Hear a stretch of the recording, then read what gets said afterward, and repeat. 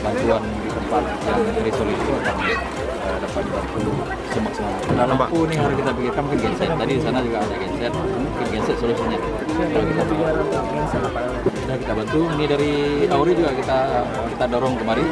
Ini juga nih bapak dari TNI dari juga akan tempat lokasi yang terisolir yang akan mengantar bantuan sudah turun. Tadi batas air yang di rumah-rumah tadi agak ada bekasnya sekitar 20 cm sampai 30 kayaknya airnya udah mulai surut. Itu yang mana kita pastikan nanti ada Pak Camat dan semua polisi, tim juga semua tokoh masyarakat memberi informasi terkait dengan kondisi masyarakat di lokasi yang pengungsian yang ada di wilayah masing-masing. Untuk daerah terisolir, tindakan kedepannya gimana Pak untuk penyaluran bantuan ataupun sembako nantian? Tetap kita akan bantu. Seperti hari ini kita menggunakan bot, menggunakan perahu karet yang intinya tidak boleh terputus yang namanya bantuan kepada masyarakat kita di sana. Ya, oke ya.